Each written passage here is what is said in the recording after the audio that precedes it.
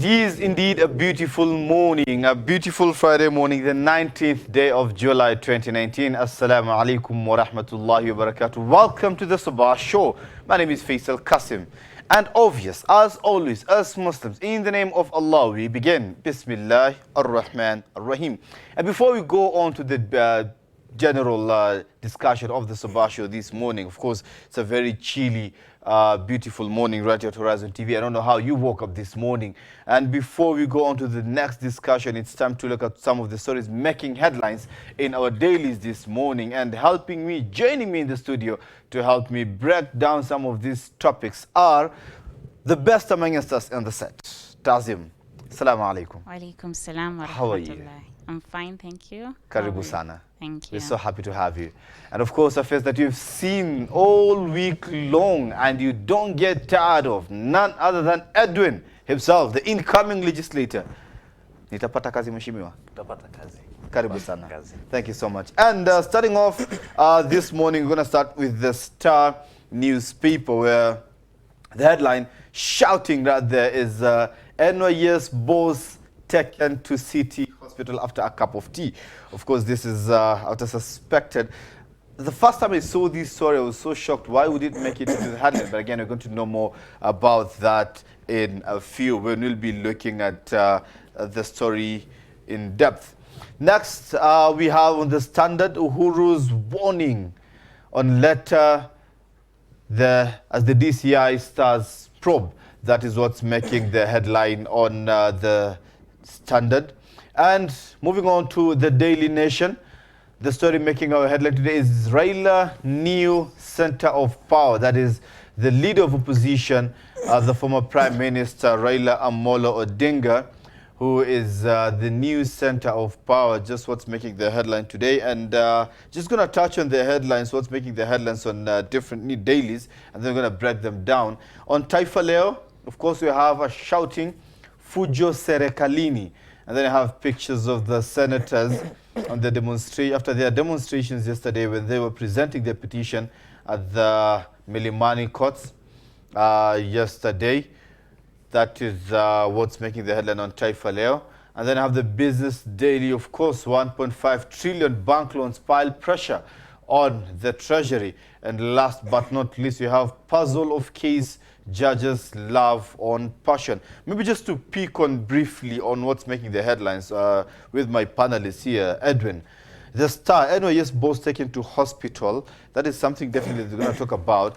This director, Madam Sakwa, was taken to hospital after a cup of tea. Sources within NYS suggest that she might have been poisoned.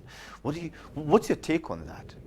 Well, Madam Sakwa is a tough reformist, and she's really bringing in a new whole host of reform agenda in the NYS. You know, after the NYS 1, NYS 2, there were doubts cast on the whole program of the NYS, which the intended purpose was noble, but down the drain or along the route, we had some funny characters who came to, swindle money, stole from these NYS as we've heard in reportings, and this madam is trying to bring back sanity in this department, and it is claimed that there are quarters that are not comfortable with the reform agenda she's advancing, and that has precipitated allegedly the attempt on her life. But we are hoping her health is in a stable condition, though the medics are yet to give a full detailed report on the exact cause of her illness, because we cannot directly link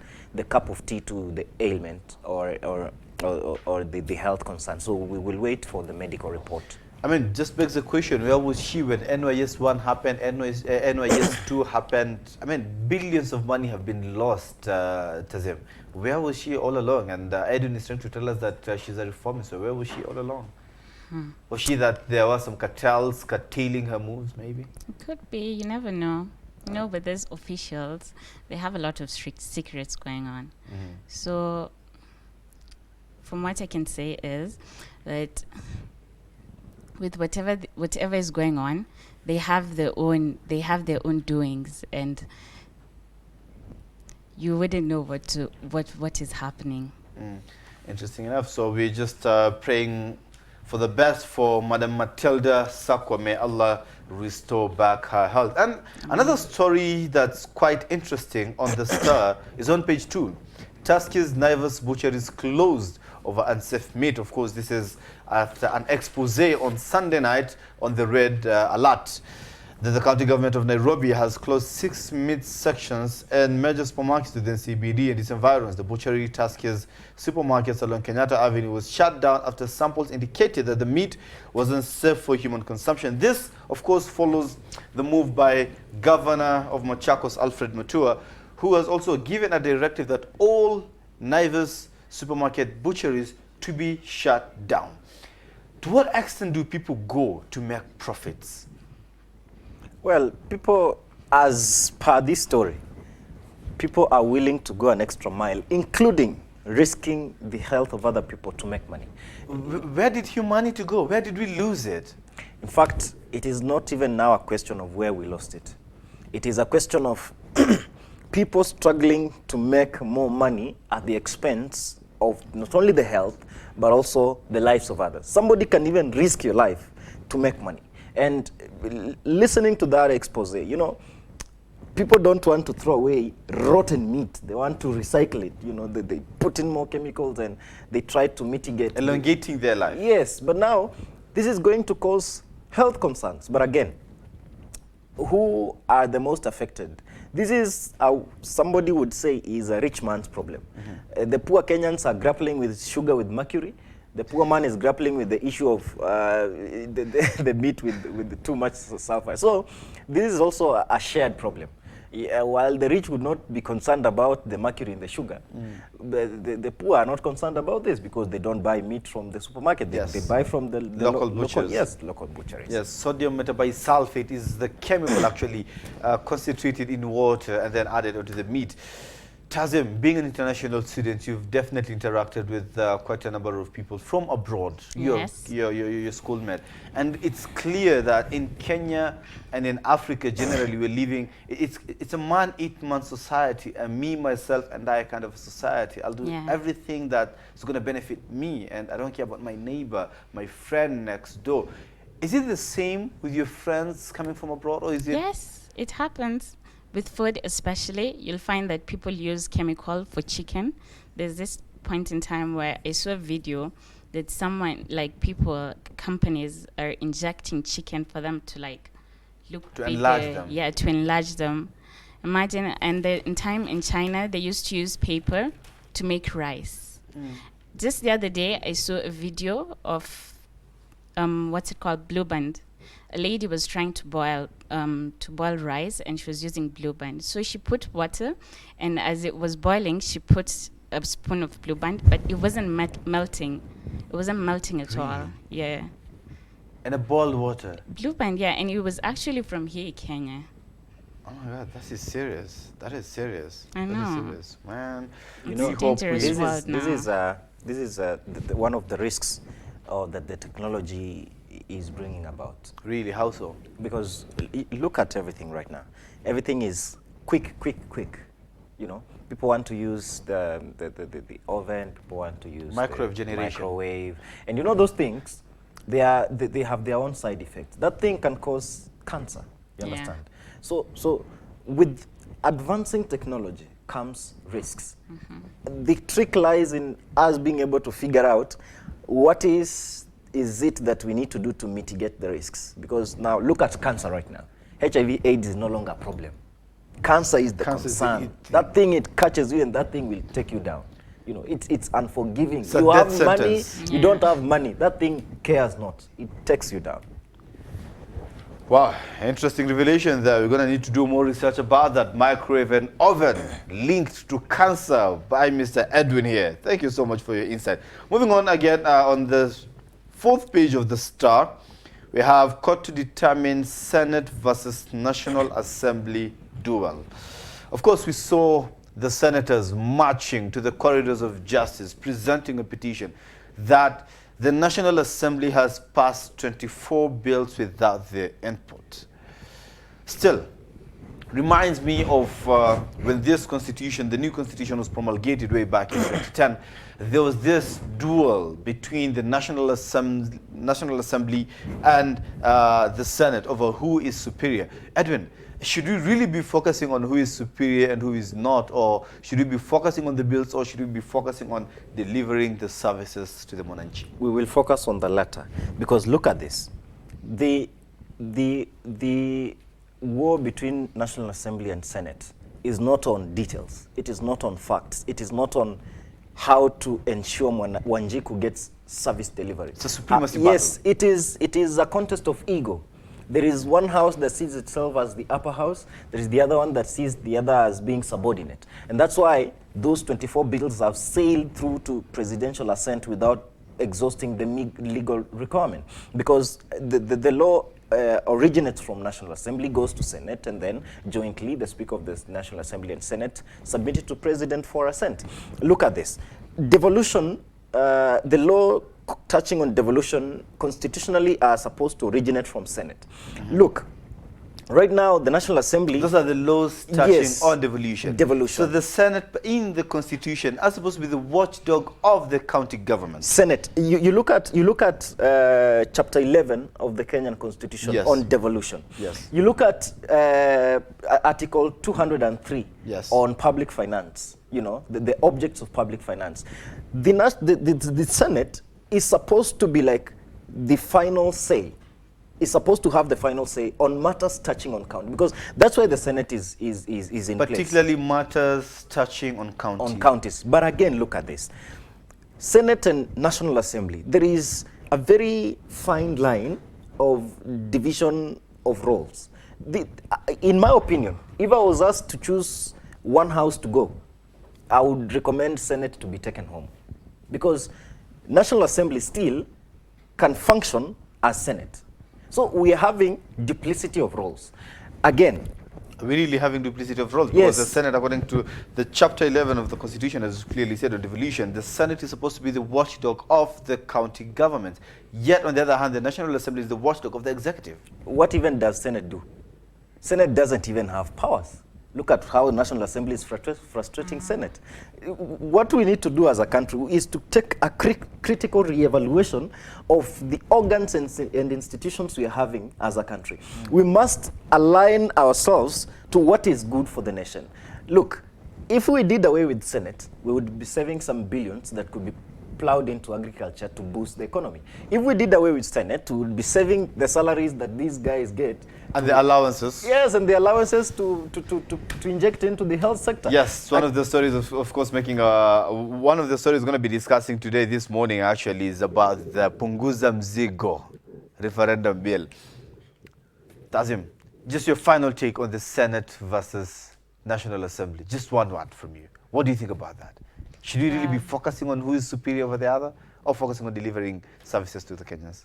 I think we should be focusing on delivering the service to the Mwananchi, because the Mwananchi is the most important. We chose them, we give them the authority.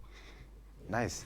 Of course, Article 1 of the Constitution, Kenyan Constitution, that was promulgated in 2010, that is superior. The Mwananchi is the most superior person in this nation. We're going to be back. We're going to take a very short break. And when we come back, we're going to look at more stories making the headlines this morning from the Standard, the Daily Nation, Taifa Leo, and, of course, our very own Friday Bulletin. So please do not go away. Going to be back in a moment.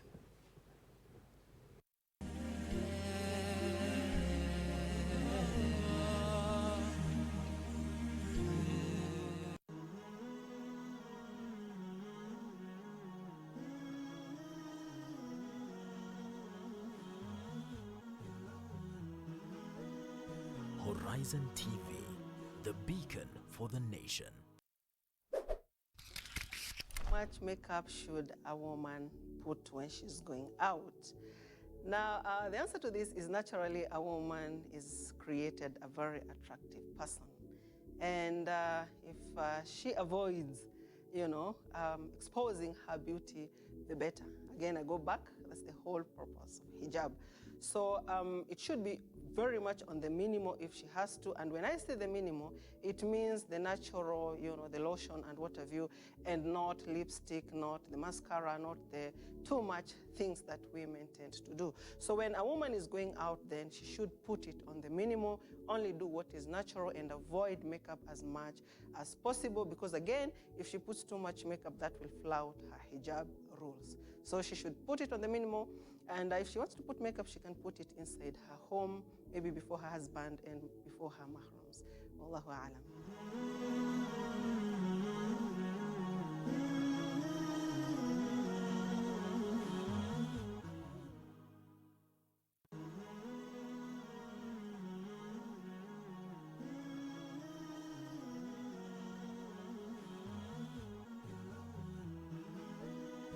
Horizon TV, the beacon for the nation.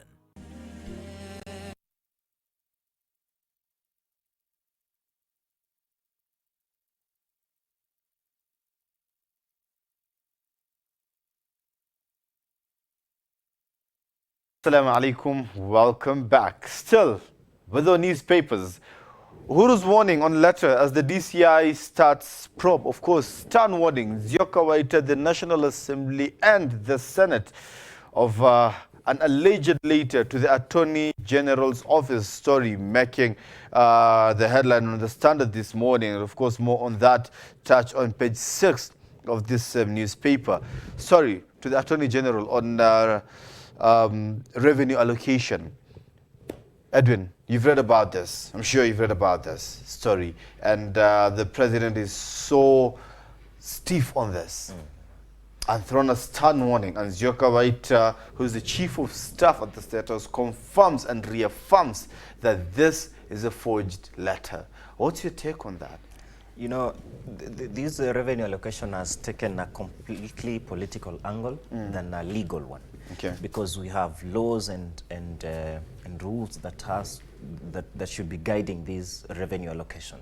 We have the revenue allocation commission in place, which should be guiding, and of course we have the act to that effect. Okay. But again, when you look at such letters, such letters cannot be generated without a propelling reason somewhere. Yes, it will be denied it is fake. Yes, it will be said like this letter cannot be authenticated. But again, what is the motive? We look at the motive. We don't look at now at the letter itself. There is a reason How can you tell behind the it. motive? We just need to read between the lines. Okay. And we read past what is written in the letter. Which opens a door for assumption, right? Yes, Yes. assumption. So we try to take the route of assumption. Look at the letter that was alleging on attempt on the DP's life, plot to have the DP assassinated, God forbid. That letter was being motivated by something else, which investigative agencies will be telling us in the later days on what really is the motive of the letter. And look at this. Of course, you know, the matter is in the court, and Yes. we cannot discuss about it Comment on extensively, matters right? before Yes. court. And the office of the president and the office of the deputy, the aides now, are coming in, you know, locking horns, which is painting a very bad image to a boss and a deputy. You know, it also Those speaks are the up. aides. Yeah. Tazima, I'd like to bring you in. And there's this paragraph actually says, but the Senate leadership, this is after Zioka Waita categorically said, this is the chief of staff from the State House, categorically said that this is a forged letter. I'm going to ask you, how practical is it to forge a letter on a president's letterhead? But before that, but the Senate leadership hit back to Waita, describing his position as dishonest and unattainable, given the correspondence that followed from the Office of the Attorney Generals to Parliament and the National Treasury. Samson Cheragai, who chairs the Senate's Justice and Legal Affairs Committee, said the printing of the document on the president's letter was clear evidence of its origins. Yeah. He clearly said, we are aware of the underhand dealings of the National Assembly's leadership and the president's handlers misadvising the president. That is, Mr. Cheragai said, the senator. How practical is it to forge a letter on a president's letterhead? It's very hard to find these letters, especially a letter with a letterhead from an official office, right? It's very hard. And even if it's true, if it wasn't forged, they'll not agree. They'll not accept the fact that it came from the office. Since they're officials, and they definitely have to maintain their image, you understand? Yeah. Wow. Interesting. Of course, another story, because of time we need to rush through another story. In the Standard today, MPs' new parks put on hold. Legislators, as we clearly saw the other day, they got the victory regarding their salaries and allowances, and even some of them demanding for more, particularly the house allowance pack. Something that's still on the corridors of justice. There is a petition that has been petitioned in the corridors of justice as well, seeking to stop that from happening. What's your take on the pack? You as an incoming legislator, if this thing is passed, you're going to be one of the beneficiaries. If it doesn't pass, then maybe it won't harm you even. What's your take on the MPs' new packs? Well, you know, MPs also are public servants, and we need to rationalize. Because if others are getting house allowance, then why discriminate MPs? If you don't want MPs to have this thing, scrap house allowance so that it is an even playing field. Why did you have to wait until the deputy governors filed a petition and they won, and then is when the MPs thought of also fighting for their rights? You know, it takes It's an afterthought, right? It takes who throws the first stone and what is the impact. So if your stone, the stone you threw was successful, it served the purpose, then we as, I'm not a legislator, but legislator thought we could also get the same. An incoming legislator, of course, and that's why you're really advocating for them. Definitely. Does it maybe have something to, Yes, to add on that? I do. I wouldn't support it. I wouldn't support the fact that they want allowances, because there's so many people suffering out here. They get good salary, and there are people who get less than 10,000 every month, and they go through a lot. Instead of them petitioning for allowance, they should petition for something that will benefit the people who put them there. Thank you so much. That's the point. A basic salary of 740,000 and all the allowances, that's amounting to 1.3 million per month. We the people. Still not enough? We the people are It's the enough. problem. It's still not enough? 1.3 million No, per we month? have problems because it's given by the government. We are the problem. If they How are we concentrate the on problem? us, We are the problem. How are we the Because problem? given a chance, I am not persuaded that we Kenyans might make the right decision. Because when political bells start to ring, all of us will retreat in our ethnic cocoons and say we want to vote one of our own. You understand? And when they go there, of course, they do not advance the interest of their own. Their own people. They advance their very own interests. So if we want to set the record straight, if we want to get it right as a country, if we want to move our economy, create jobs for our young people, you know, move it by double digits, we need to put the right leaders in positions of Do you leadership. agree, Tazim? no, I don't agree. Thank you. I'd love to hear your opinion on that, because I also don't agree. Yeah, because tribalism comes from everyone. I'm Warabu, I'm a Kikuyu, I'm a what? It comes from the head. The Jubilee is for Kikuyus. Okay, I don't want to get into that. Yeah. But you'll find all these groups, all these official groups, Yes. they have tribes. And it comes from there. And then the leaders, we follow. So if they bring in tribes, we follow as As for what they sell. yes. It's a tribalistic nation. So how can we use these differences as our strength? Exactly. Okay? That is one. Secondly, I think this is more systematic, more than being a personal choice. It's more systematic. We've seen new, vibrant legislators going into the August House only to come out with the same culture and actually fighting and shouting the loudest for these packs. Well, it comes down to why did you go to Parliament? Yes, there are legislators who've done exemplarily well, and look at the current governor of Vihiga, Dr. Wilbur Otichilo. He was actually ranked as the best performing MP during his time, and he's really doing a tremendous job in Vihiga County. He's a guy I know. So not all legislators perform poorly. There are those who perform exemplarily well. Look at Peter Kenneth when he was a legislator. And even Kibra MP, Ken Yes, Okoth. Ken And Okoth. I do not dispute that, but the question is, these packs, is it justifiable?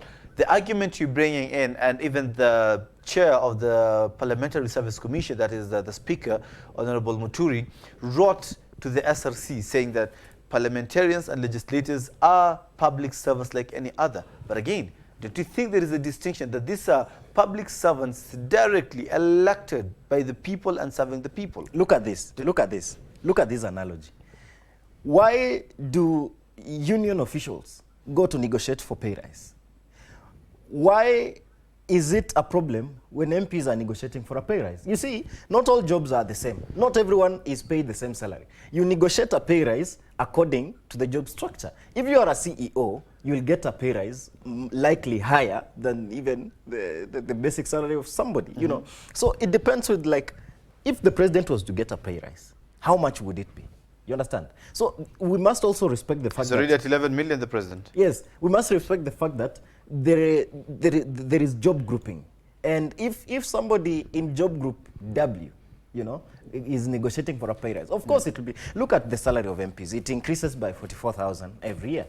You understand? So Yes. if it keeps going on, you will look at MPs being paid 5 million a month in the later years, in a few years from now. So what we need to do is to grow economy, make people have money. You see, like the president of China is serving, is in office for life. You understand? By law. Because the economy is working for many people. When the economy is working for many people, they don't give a damn who is in leadership as long as they can see the productivity of the economy.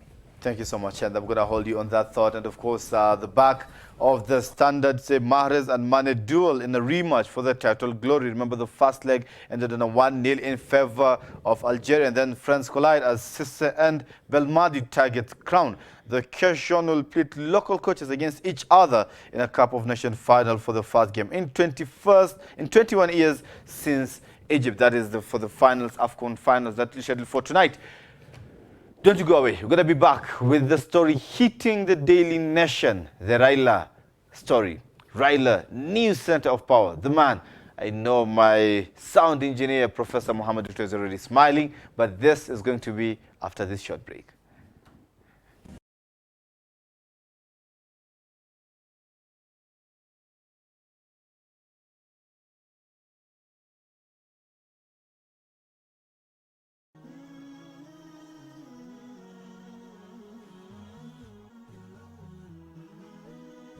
Horizon TV, the beacon for the nation.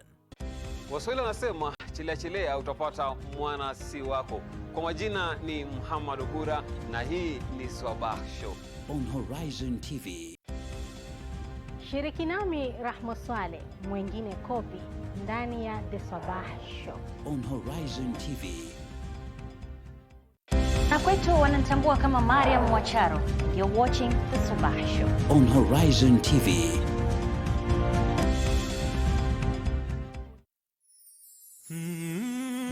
Walk with us as we tell you the stories of our society. Wengine atavaa mtandio kichwani, utafikiri ni kijihandkerchief. Enzi za wakati wa kusema ati alisema, akasisitiza, akihutubia wanahabari, enzi hizo hazipo tena. Kuchimbua na kunakili matukio kwa undani. We want to create current awareness. Ranging from adventure, human interest and inspirational stories. Ili kuweza kukuelimisha, kukuburudisha na kukubumbuisha. Words have been said, but now it is time to lay the foundation that will impact the world. Terrorism is terrorism, no matter who is behind the trigger.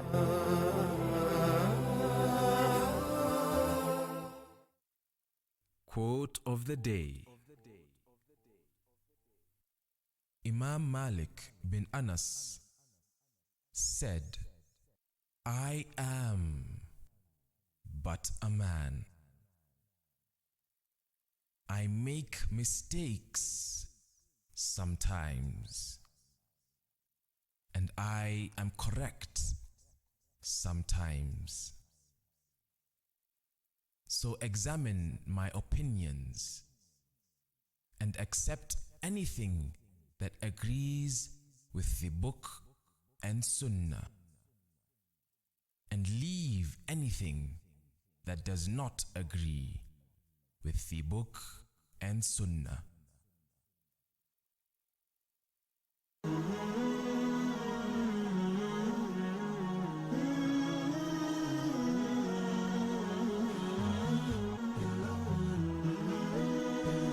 Horizon TV, the beacon for the nation.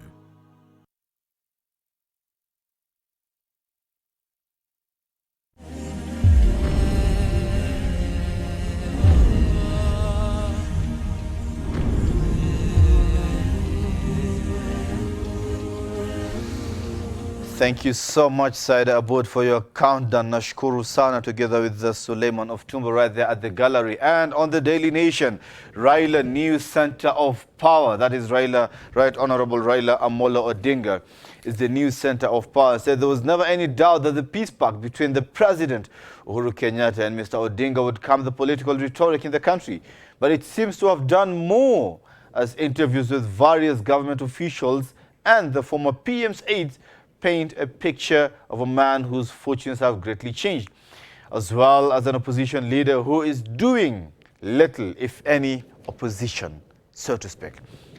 Right Honorable Raila Amolo Odinga, after the famous 9th March handshake that opened door to the Building Bridges initiative with the 9 agenda items on their plate, the man is powerful, more powerful even more than some officials elected in the government or even appointed by the president. What's your take on that? This is Raila Odinga. This is Raila Odinga you're talking about. so this is not coming as a shocker. When Raila comes to your house, he makes sure that his impact is felt. Yeah. Really? Yes, and the coming of Raila Odinga, let me look at it with political lenses. This is a doom for DP. Raila Odinga is a political foe of DP.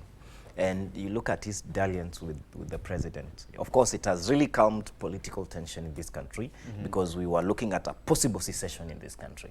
We were looking at a very dire situation. Was the 9th March handshake not triggered? This country could have, we don't know what this country could be as of now. Because look at what happened in 2007, 2008, the post-election violence. It took again the mediation of the late Kofi Annan, yes, to bring peace in this country. It has taken Odinga and President Kenyatta to shake hands and bring sanity or calm in our politics. But again, look at the way Raila Odinga is even just moving around in a convoy and, you know, it's something that security. It's something that it is right. You see, as per the legislation passed by the MPs, that is according to him and the former Vice President, that's Kalonzo Musyoka. But again, something maybe just bring in Tazim here at this point. Raila Amolo Odinga, after the 9th March handshake, he says that it has calmed down the political mood in this country. But on the flip side, we are looking at more division. That is the Tanga Tanga and the Kieleweke cocoons that have been formed and moving around the country every other weekend for fundraisers and a lot of politics. Yet we are 3 years away from the next general election. What's your take on that? Well, he's trying to create an impact now. And for him, as we can say, if he wants something, he'll try as hard as he can for him to get it. So do you think it's a good move? The handshake, was it a good move or was it a blend? At least he's trying to create some sanity. Yes, some sanity. But again, look at even CS going to consult Raila Odinga. But let us not forget he is Africa's special envoy on infrastructure. And also he says he's just a phone call away from the president. He regularly meets the president. They discuss issues. The bromance has increased after the 9th March handshake. And again, they even addressed each other as brothers. My brother, my elder brother, my younger brother. Yes, as I said, this is Raila Odinga. So what he's doing, you know, Raila has a massive following in this country. In fact, going by IEBC statistics in the previous election we held, August 2017, Raila Odinga follows the president. You know, you cannot ignore somebody with 6 million votes plus following. You cannot ignore that person. So what the president is doing is to make sure that the 7 million votes he got, plus Raila's 6 million votes, put together, that's close to 14 million votes. These people are united. These people are brought together under an umbrella of a government that is all inclusive, so that everybody feels part of the train. Because you do not want to upset the 6 million plus followers of Raila Odinga, because do you know what they can do? They can decide I mean, we are so many and we can do what we want.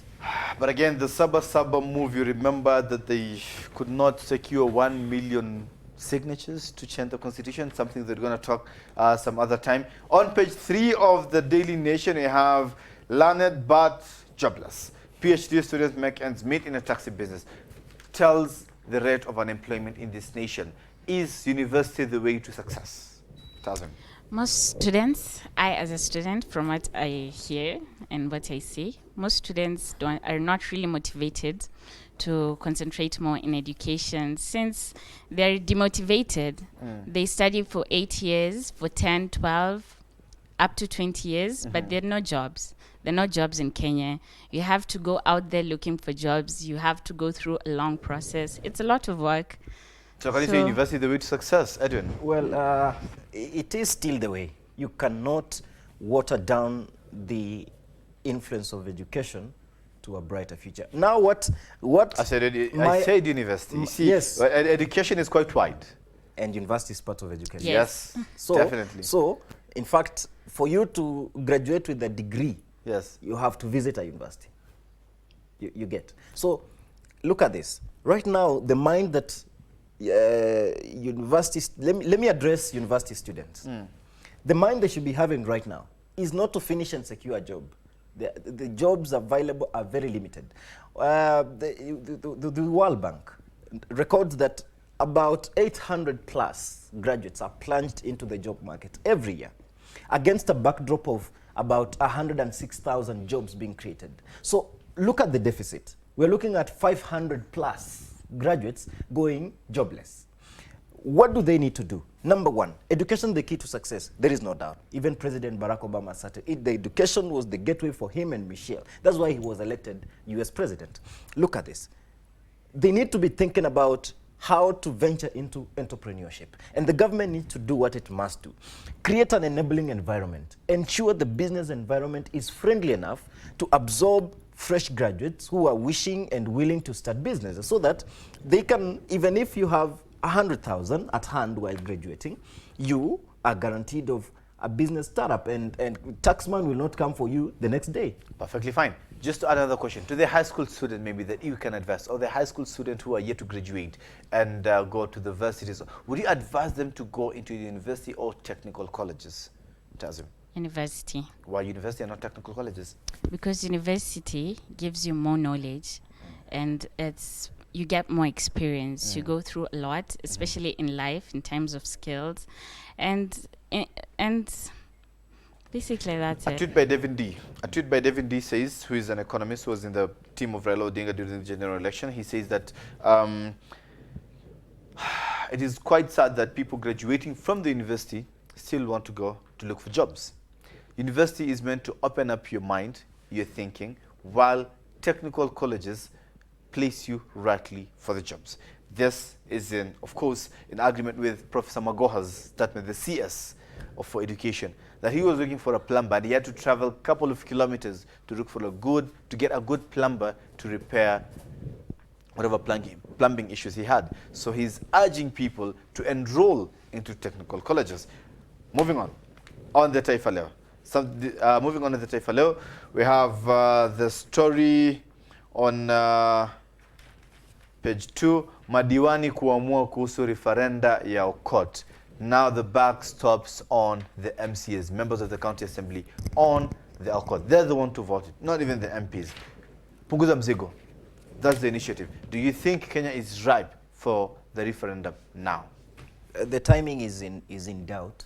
Look at the timing. We are just shy 3 years away from the general election.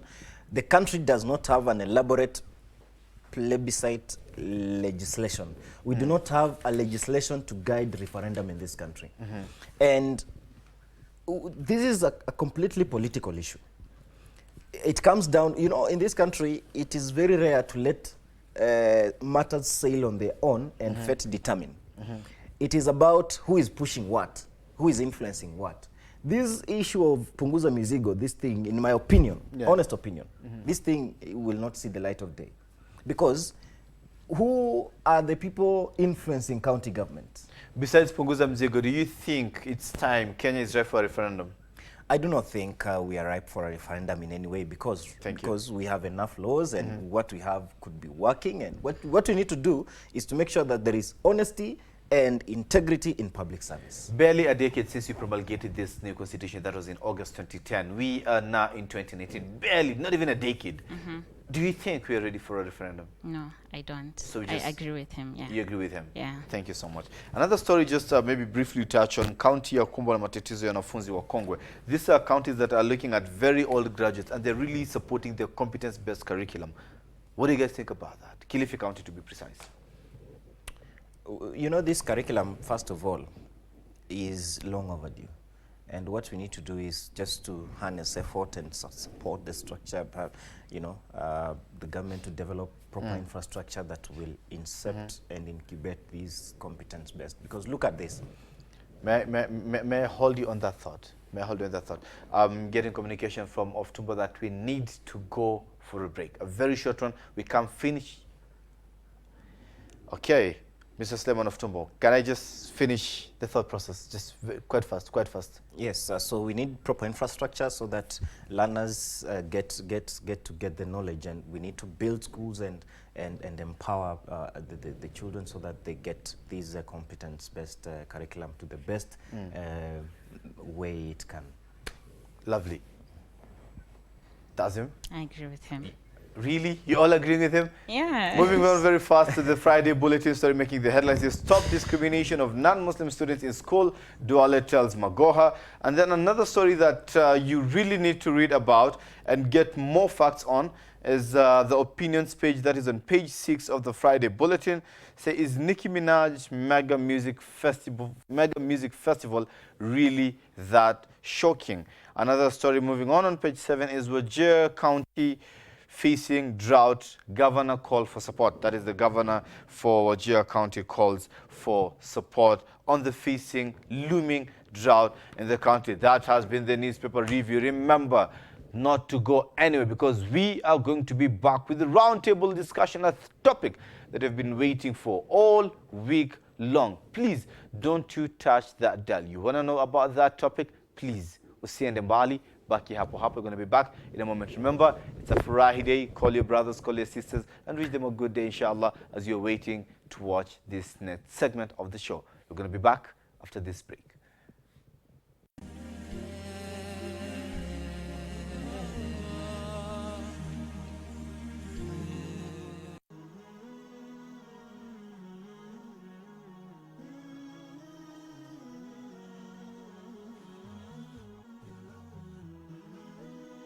Horizon TV, the beacon for the nation. Wake up to exciting mornings every day. Active Jumatatu with Mohammed Obura. Tech Tuesday with Yusuf Farah. Women issues all about women with Rahma Swale. Ibsam Jamal on special edition business desk. All about your health on Healthy Thursday with Mariam Mwacharo. And Tony Apartment issues with Aisha Khan on the round. Fresh discussions, direct probe on the Sabah Show on Horizon TV.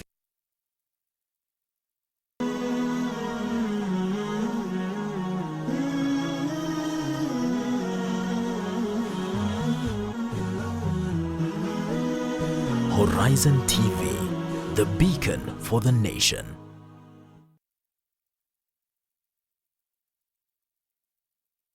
Haro! Wacha niongezee credit ingine ya shilingi 10 nikupigie sahi. Ongeza ya mbao. Hey, mugaka gaki. Yaani unanipenda mpaka umeamua kuniongezea shilingi 10 ingine tu. Hapana, siwezi kuongezea mapenzi ya 10. Hata nikutunukie katoto kingine. Tunukiwa sasa iko na ofa mpya ya Credo double. Piga *444*0#. Ukichagua ofa ya shilingi 10 utapata Credo ya 20. Ofa ya 20 utapata Credo ya 40. Ofa ya 50 utapata Credo ya 100 kwa network yoyote. Kumbuka ni *4 mara 3 *0#.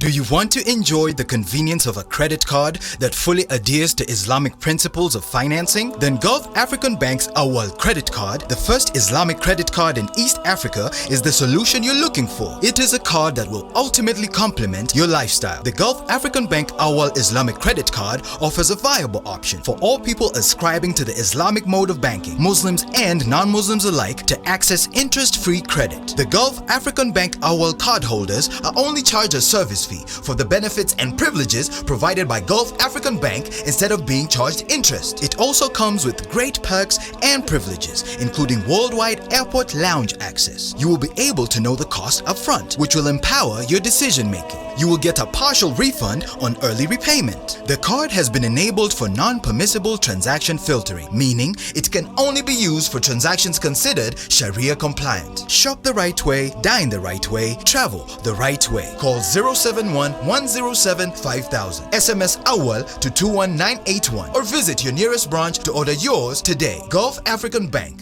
your partner through life's journey.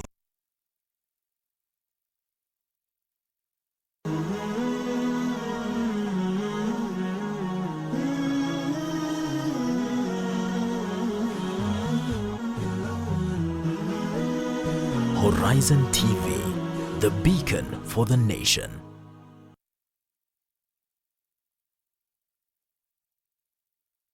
On the next episode, na Nabii Yunus alayhi salam alipewa utume akiwa na umra miaka 30, miaka michache. Mtume Muhammad sallallahu alayhi wasallam amepewa utume miaka 40. Nabii Yunus miaka 30 anapewa jukumu la kuwalingania watu wake. Allah subhanahu wa ta'ala atuambia kwamba watu wa Nabii Yunus walikuwa takriban ni watu 100,000 na labda amezidi kidogo, akisema kwenye Qur'an, wa arsalnahu ila 100,000 au yazidun, na tulimpeleka kwa watu 100,000 au zaidi hivi.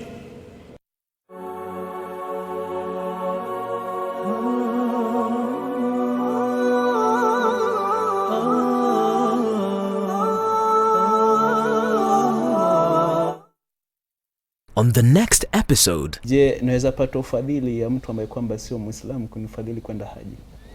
Naam, yeye hawezi kwenda hija, haisui hija yake. Hata akaenda haisui. Naam. Asiyekuwa Muislamu akifanya ibada yote kwamba katika faradhi ya Kiislamu anafanya, lakini hapati thawabu zote kwa sababu hajakuwa Muislamu. Okay? Lakini mathalan akamfadhili mtu na wako watu na wajua si Waislamu, lakini wanawafadhili watu kwenda hija. Naam, hija yake sasa ni Mungu na riziki kutoka Mwenyezi Mungu Subhanahu wa Ta'ala.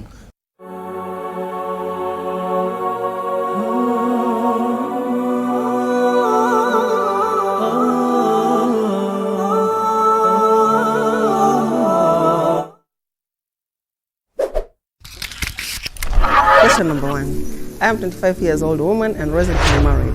My husband wants me to quit my job and be strictly a housewife. Should I obey him? First of all, both of you must understand that it is very, very important for you to refer your matters to the Quran and Sunnah. And the Holy Quran, chapter 4, verse 59, Allah subhanahu wa ta'ala says, Ya ayyuhalladhina amanu ati'u Allah wa ati'u ar-rasul wa ulil amri minkum.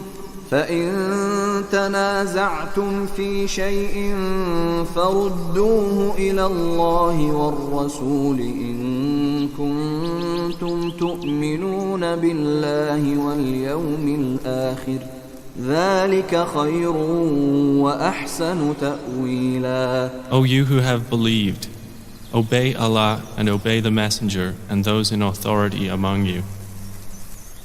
And if you disagree over anything, refer it to Allah and the Messenger, if you should believe in Allah and the last day.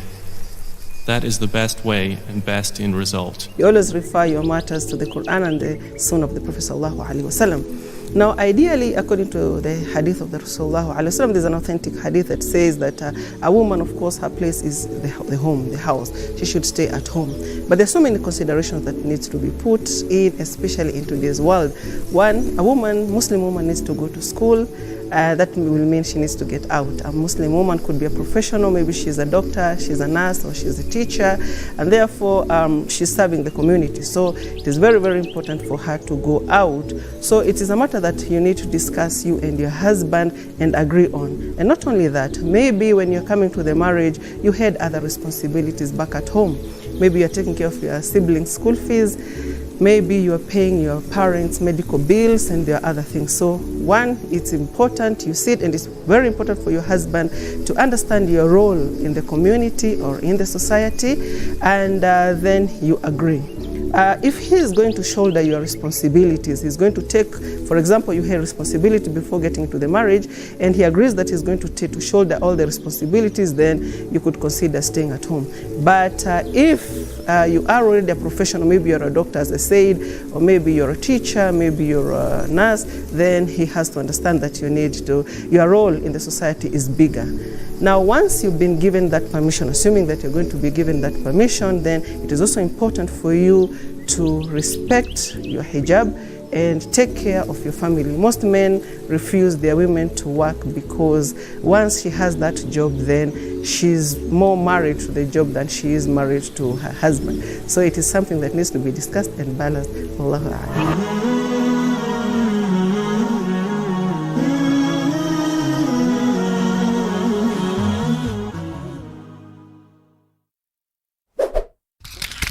How much makeup should a woman put when she's going out? Now, the answer to this is naturally a woman is created a very attractive person. And if she avoids, exposing her beauty, the better. Again, I go back, that's the whole purpose of hijab. So it should be very much on the minimal if she has to. And when I say the minimal, it means the natural, the lotion and what have you, and not lipstick, not the mascara, not the too much things that women tend to do. So when a woman is going out, then she should put it on the minimal, only do what is natural and avoid makeup as much as possible, because again, if she puts too much makeup, that will flout her hijab rules. So she should put it on the minimal, and if she wants to put makeup, she can put it inside her home, maybe before her husband and before her mahrams. Wallahu a'lam.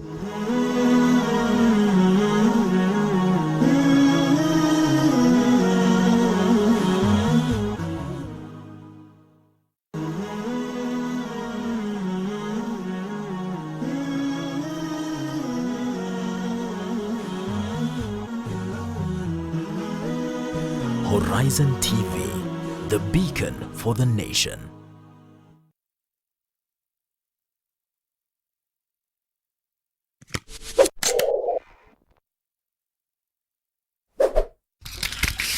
How come Muslim men and women are not allowed to shake hands? Now, Muslim men and women are not supposed to shake hands because it is prohibited in the religion of Islam. And of course, as we said, this whole aspect, the hijab, the free mixing are all related. Therefore, we are not allowed to shake hands unless we are shaking hands with our mahrams, and that is to minimize fitna and of course to minimize anything that would come with the shaking of hands. Now, may I just mention that when Allah subhanahu wa ta'ala prohibited zina, fornication, adultery, whichever we want to look at it, he did not just say do not commit, he said do not go near. And one of the things that would take us near zina is of course shaking hands, the eye contact, and the other issues that we've been taught. And it has been reported authentically that Rasulullah ﷺ said it is better for a woman actually, for a man to hold a hot coal. And of course we have incidents where there are those who've been asked if you have to hold a woman's hand, then it's better you hold a hot coal than to hold her hand. So because of the fitna and what will come after that, we are not allowed to shake hands.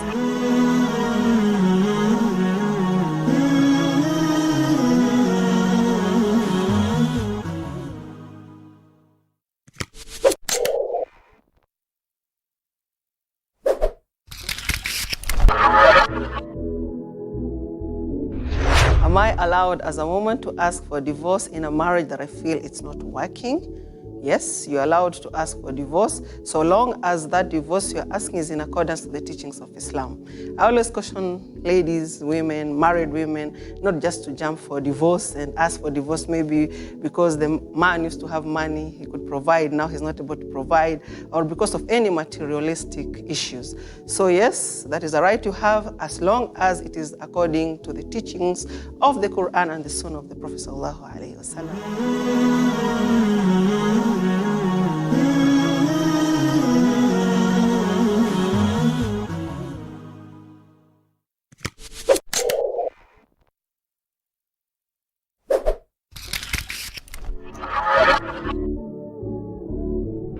Is there any minimum or maximum amount of dowry a woman should ask? No. The answer is no. There's no minimum or maximum dowry she can ask. But the Prophet ﷺ advised women to keep it on the minimum. The easier, the simpler, the better. But there's no harm for her to ask any amount she wants. And that is her right. A dowry is known as a token of love. So it is given to her. It's not for family. It's not for the father. It's not for the wali. It's not for anybody to decide for her. She decides and it's her right.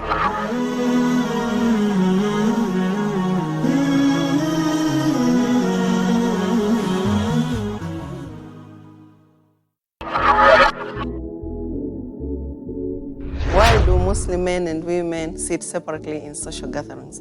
Now, Muslim men and women sit separately in social gatherings to minimize fitna.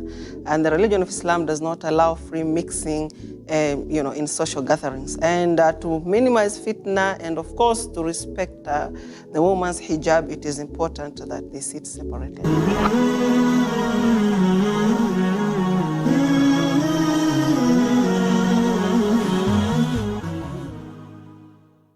Alhamdulillahi wa kafa wa salamun ala ibadihi alladhina istafa amma ba'd. Question number 1. Does my husband need to consult me before he takes a second wife? According to the Sharia of Islam, no, he doesn't need to consult you. But out of respect, he can inform you. So he only informs you.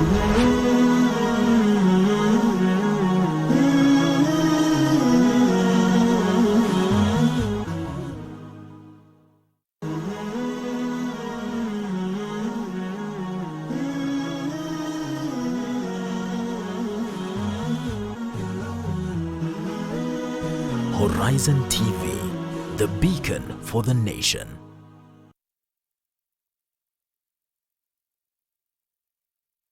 Haro! Wacha niongezee kireti ingine ya shilingi 10 nikupigie sahi. Ongeza ya mbao. Hey, mugaka gaki. Yani unanipenda mpaka umeamua kuniongezea shilingi 10 ingine tu. Hapana, siwezi kuongeza mapenzi ya 10. Hata nikutunukie katoto kingine. Tunuki kwa sasa iko na ofa mpya ya Credo Double. Piga *444*0#. Ukichagua ofa ya shilingi 10 utapata Credo ya 20. Ofa ya 20 utapata Credo ya 40. Ofa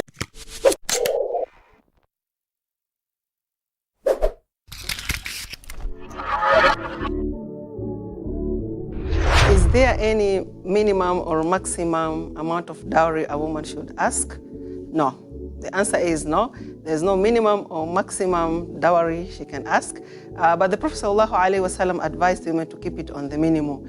The easier, the simpler, the better. But there's no harm for her to ask any amount she wants. And that is her right. A dowry is known as a token of love. So it is given to her. It's not for family. It's not for the father. It's not for the wali. It's not for anybody to decide for her. She decides and it's her right.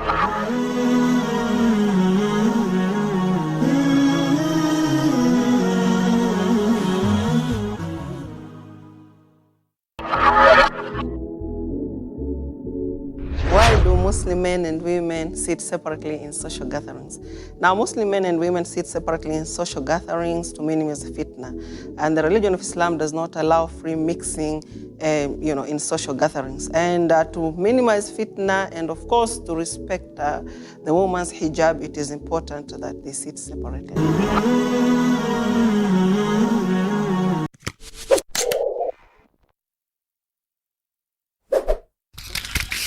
How come Muslim men and women are not allowed to shake hands? Now, Muslim men and women are not supposed to shake hands because it is prohibited in the religion of Islam. And of course, as we said, this whole aspect, the hijab, the free mixing are all related. Therefore, we are not allowed to shake hands unless we are shaking hands with the mahrams, and that is to minimize fitna and of course to minimize anything that would come with the shaking of hands. Now, may I just mention that when Allah subhanahu wa ta'ala prohibited zina, fornication, adultery, whichever we want to look at it, he did not just say do not commit, he said do not go near. And one of the things that would take us near zina is of course shaking hands, the eye contact and the other issues that we've been taught.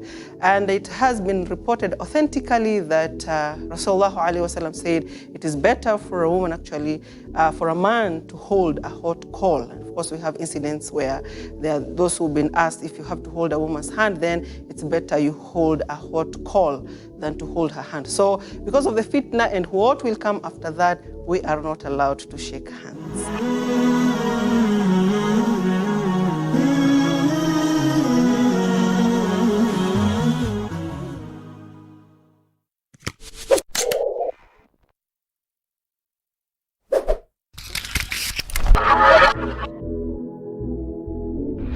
Am I allowed as a woman to ask for divorce in a marriage that I feel it's not working?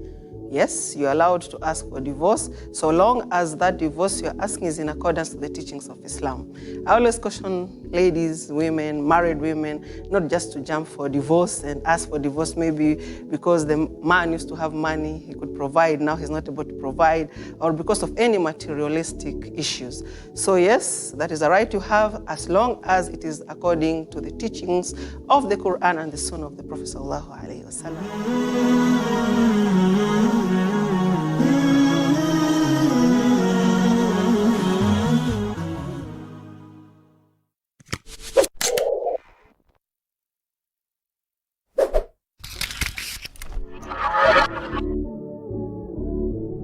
Is there any minimum or maximum amount of dowry a woman should ask?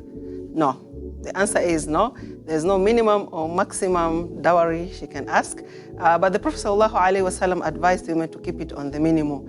The easier, the simpler, the better. But there's no harm for her to ask any amount she wants. And that is her right. A dowry is known as a token of love. So it is given to her. It's not for family. It's not for the father. It's not for the wali. It's not for anybody to decide for her. She decides and it's her right.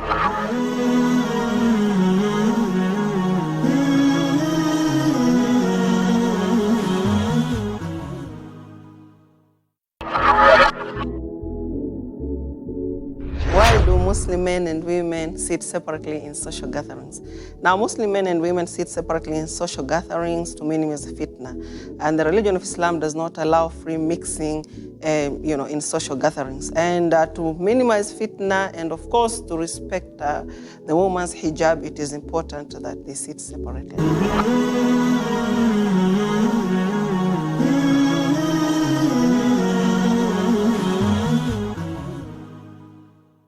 Alhamdulillahi wa kafa wa salamun ala ibadihi alladhina istafa amma ba'd.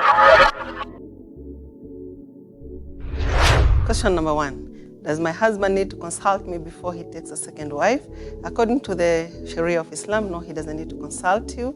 But out of respect, he can inform you. So he only informs you.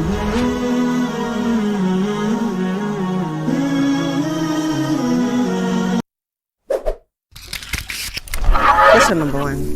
I am 25 years old woman and recently married. My husband wants me to quit my job and be strictly a housewife. Should I obey him? First of all, both of you must understand that it is very, very important for you to refer your matters to the Quran and Sunnah. And the Holy Quran, chapter 4, verse 59, Allah subhanahu wa ta'ala says, Ya ayyuhalladhina amanu ati'u Allah wa ati'u ar-rasul wa ulil amri minkum. فإن تنازعتم في شيء فردوه إلى الله والرسول إن كنتم تؤمنون بالله واليوم الآخر ذلك خير وأحسن تأويلا. O you who have believed, Obey Allah and obey the Messenger and those in authority among you. And if you disagree over anything, refer it to Allah and the Messenger, if you should believe in Allah and the last day. That is the best way and best in result. You always refer your matters to the Quran and the Sunnah of the Prophet sallallahu alaihi wasallam. Now, ideally, according to the hadith of the Rasulullah sallallahu alaihi wasallam, there's an authentic hadith that says that a woman, of course, her place is the home, the house. She should stay at home. But there's so many considerations that needs to be put in, especially in today's world. One, a woman, Muslim woman, needs to go to school. That will mean she needs to get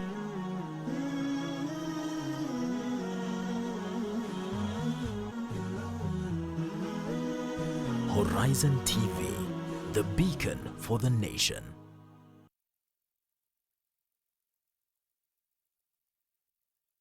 I am Aisha Khan. Let's brighten up your morning. You're watching the Sabah Show on Horizon TV.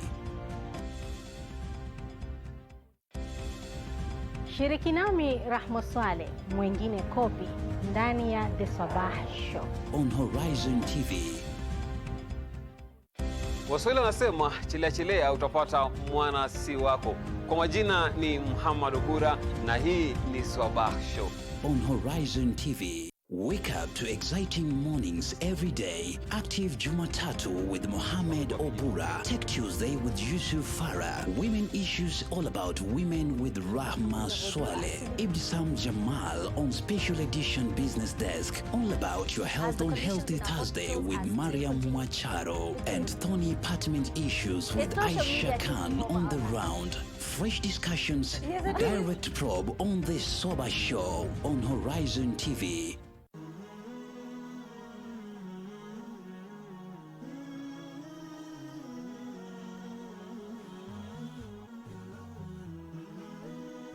Horizon TV, the beacon for the nation.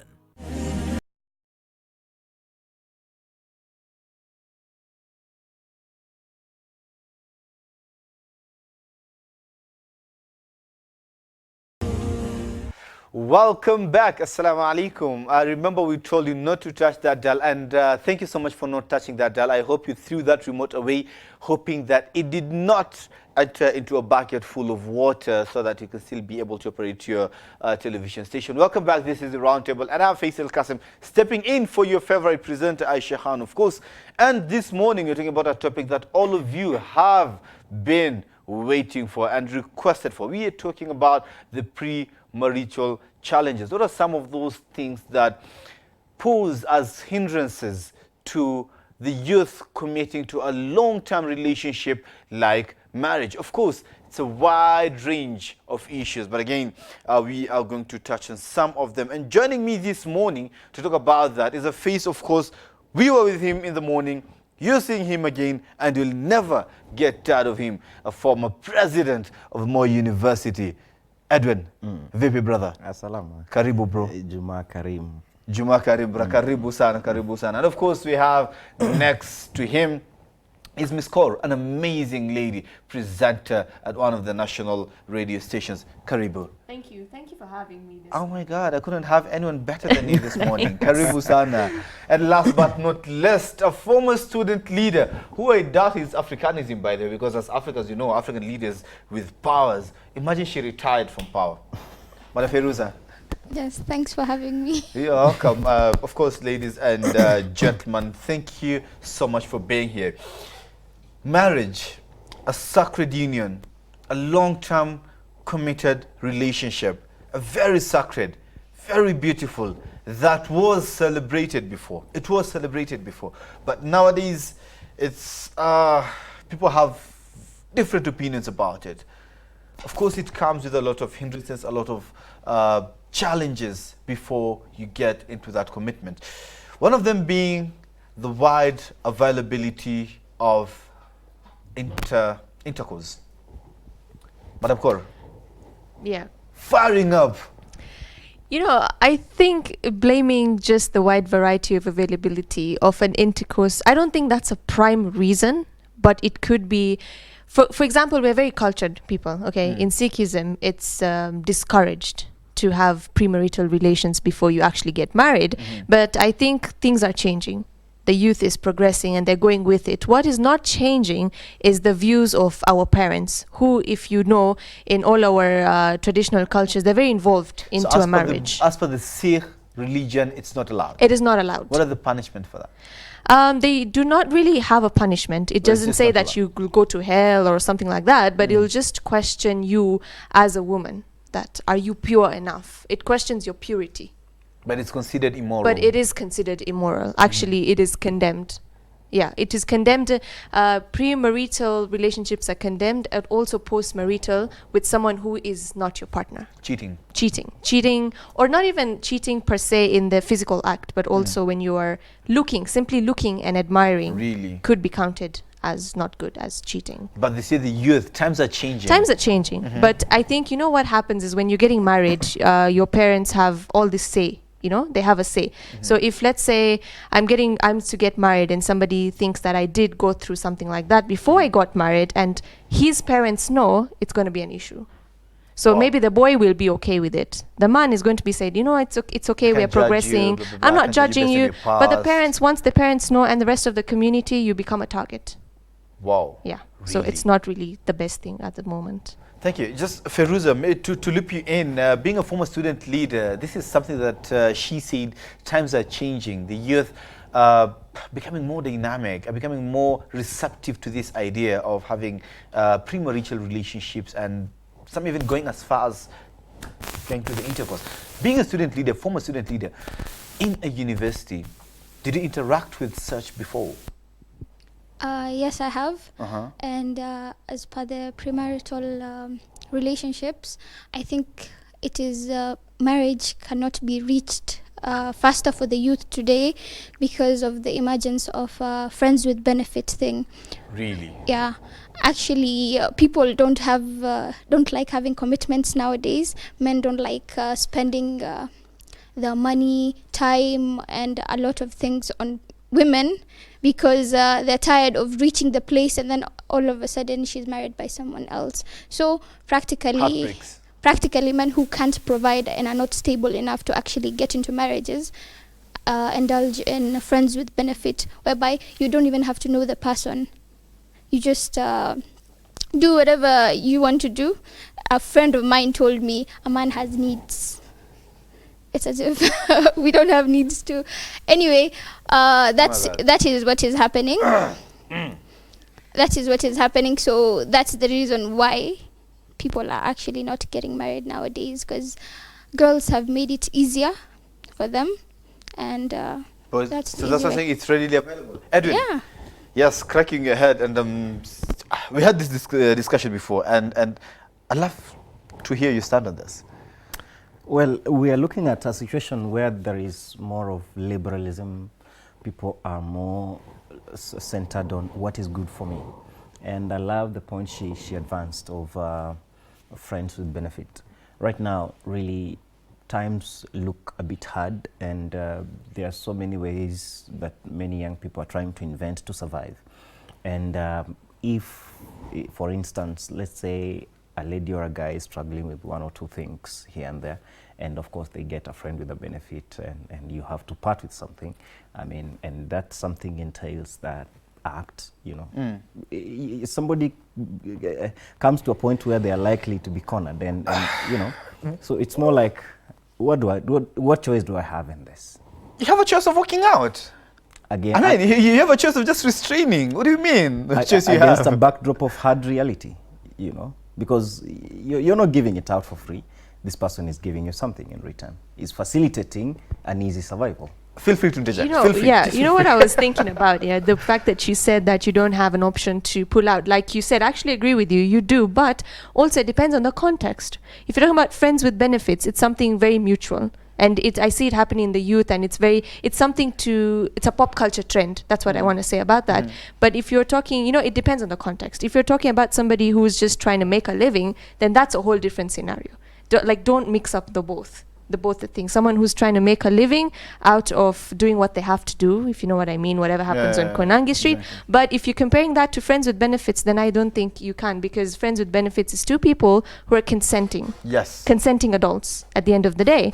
So there's no one like someone's getting something out of it. I don't think so. There are two who enjoy doing it, so they will. Nothing like mutual benefit in this case. Yeah. Do you think so? The mic. I don't think the women are benefiting in this case. Then why are they consenting in the first place? I tend to disagree. Okay, yes, for intercourse benefit that, but in the long run, this person is not taking care of you. But at that particular time and moment, there's that. It's a temporary pleasure, and that's it. Exactly, that's why they're both benefiting. Can I tackle it? Sure. From a different perspective? Look at, let me handle it this way. Look at the legal mechanism we have. Look at the religious teachings on this issue of premarital engagement. We're looking at a situation where, in Christianity, the Bible says, abstain from sexual sin. In fact, the Bible clearly states that God detests sexual sin because the other sins are committed outside the body, but this one, it is inside the body. And the body is the temple of the Holy Spirit. That is the biblical advancement on that point. And in fact, if you read in the book of 1 Corinthians, I noted it down, it tells you that run away, which means that's a very serious thing, you know, and God really gets upset with that thing. But look at this. Medical practitioners are coming up with research reports saying sex is good for some health benefits. It keeps you, you know, first of all, it's a form of exercise. That's what they say. I read a report on health report, and they were like, this thing helps you to, it actually reduces the chances of prostate cancer. It also reduces the risk of heart failure. It also, you know, keeps your muscles fit because it involves some rigorous exercises. And, you know, and you don't deny, but the circumstance in which it's being carried out, that's the whole issue that we're contesting. Anyway, Suleiman of Tumba is so much on my neck that we have to go on a very short break. But before that, I have to read some of your comments. Duncan Kenyanya say the show is good. It is educating us. We love you too, Duncan. We have Muhammad Ango say impressive. Yeah, truly impressive. Joe, stay tuned to hear more. Said I would say Faisal and team, good job. The show is amazing. I'm going to read more of those comments on Facebook and our Twitter handle. Remember, you can join in the conversation. 21951 is our SMS, and of course, and our social media platforms. Please join us. Let us hear what's your thought on this. We're going to be back after this very short break.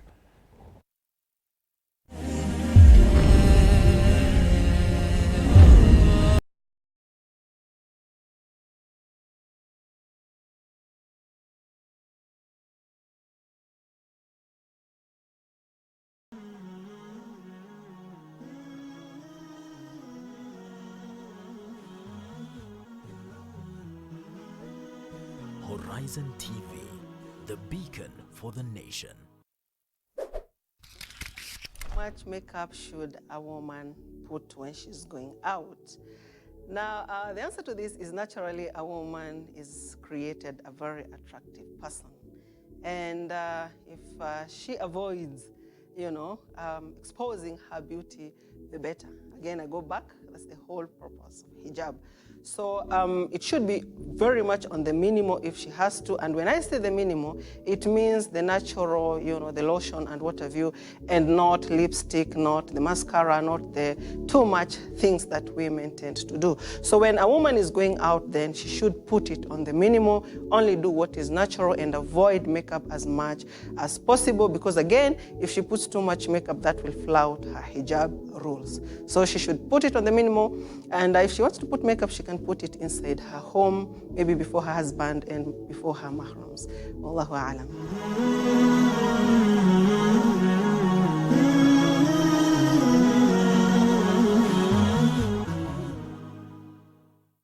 Na kwetu wanatambua kama Mariam Wacharo. You're watching the Sabah Show on Horizon TV.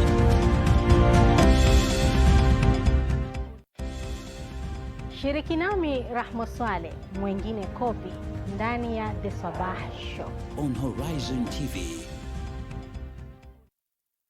Quote of the day. Uthman bin Affan radiyallahu anhu said, "He who makes the book of Allah as his guide would remain safe from sin, and he would be counted among the best of men." Wake up to exciting mornings every day. Active Jumatatu with Mohammed Obura. Tech Tuesday with Yusuf Farah. Women issues all about women with Rahma Swale. Ibsam Jamal on Special Edition Business Desk. All about your health on Healthy Thursday with Mariam Mwacharo. And Tony Apartment Issues with Aisha Khan on the round. Fresh discussions, direct probe on the Sabah Show on Horizon TV. Waswahili wanasema chilea chilea utapata mwana si wako. Kwa majina ni Muhammad Obura na hii ni Sabah Show on Horizon TV. I am Aisha Khan. Let's brighten up your morning. You're watching the Sabah Show on Horizon TV.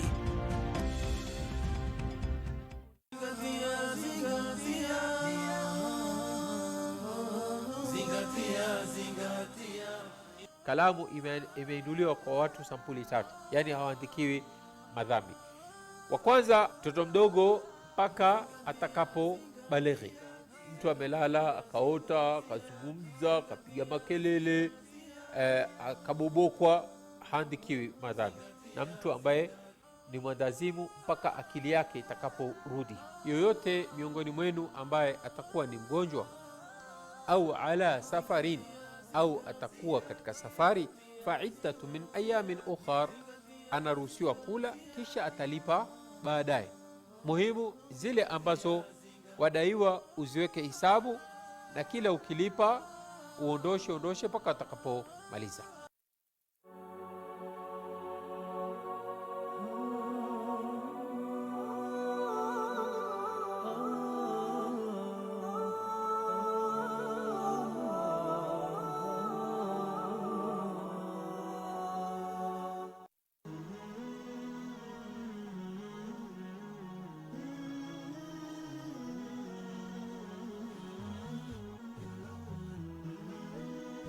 Horizon TV, the beacon for the nation.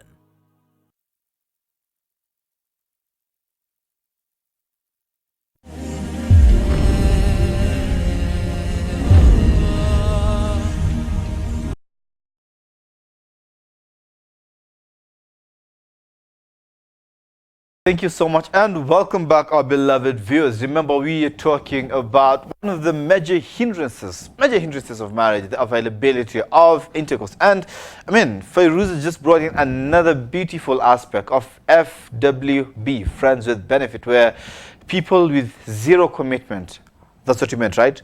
There's zero commitment in that. We just come together, satisfy our desires, and kila mtu njia yake. And life goes on. What are some of the contributors leading to such? And of course, we're joined by a lovely, amazing Jen from JQuad. Yes. Karibu sana. Thank you so much for having me. We're so honored to have you. What do you think leads to some of these things? Madam Kaur, I'm going to start with you. To Friends with Benefits in specific. Friends with Benefit, premarital relations. If we're talking about Friends with Benefits, I would say pop culture. Very largely pop culture, because I don't know, I feel like the youth in Kenya, we just like to adapt and copy the Western culture very, very easily, especially considering in Kenya we have so many cultures and we're very culturally tied. Multicultural. So yeah, we're very multicultural, we're culturally tied, we're very diverse, and the fact is we sometimes let go of our culture and just adapt. So whatever you see on TV is what you want to do. So nowadays, being FWB is the new cool thing out there, we're just going to adopt it. Aside from the fact of commitment issues, cheating and whatnot, I just think it's a straight out of the pop culture. I'm sure Jenny has something on that. I feel like I think I'll build on her point, because we are a community that loves to, try out new things. And, you know, I feel like there is a lot of curiosity involved. Like, let's say, where does this start from? From a child somewhere between the age of 10 to 14 who's trying to figure out, like, what exactly happens? What exactly is this that goes on? Exactly is this that my parents told me that this is, you know, actually the thing is the parents are a problem because they don't say this is exactly what is going on. They tend to hide it behind, you know, the curtains, like, don't do this, but they don't tell you exactly what it is and exactly why you shouldn't do it. So there is a lot of curiosity. But again, you're a teenager and you can make decisions for yourself, not mentioning that the feeling in the room is that all the three religions represented here clearly condemn that act. I would like to say it boils down to ethics. Your morals, your ethics as a person in general. There are some things that drive you. For the youth these days, they've let go of their religion and cultural values and let other people drive their decisions at some point. But if you, ethically speaking, if you do not want to engage in it, that's what drives you, you'll not end up there no matter what. So what will guide you then in setting up the code of ethics and the standards and the morals of your life? What should guide you if you're setting aside religion? Start guiding their kids from a very young age and should actually let this kid know that they are of value no matter who's in their lives. Yeah, so practically one of the major things that contribute to FWB is things like depressed. We are a depressed generation, that's what people say. So in order to get away from your reality, you actually do that to ease you up or something. Yeah. Interesting.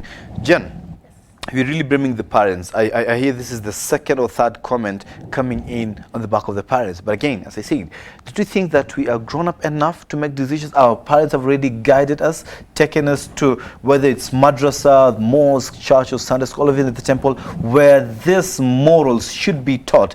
We've exposed ourselves to the Quran and the religious scriptures well enough to be vast to know what's right and what's wrong. Why would we still blame the parents who, most of them, are not in the know that we are carrying out these things? We are doing some of these things.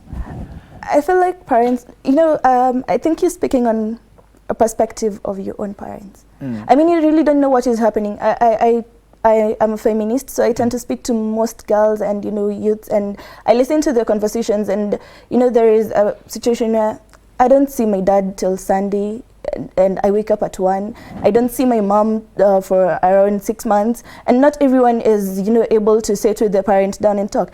I think I am quite free with my mom, but we're not that close. There are things that we don't talk about. I'm going to be open about that. The things that we don't talk about, the things, you know, she once asked me, Jane, are you a virgin? And I was like, okay, yeah. So I gave her the answer, whatever the answer it was. And that was the end of it, you know, really. That was the end of the conversation, because not everyone wants to pick up that conversation. Not everyone is okay with the conversation that we're having right now.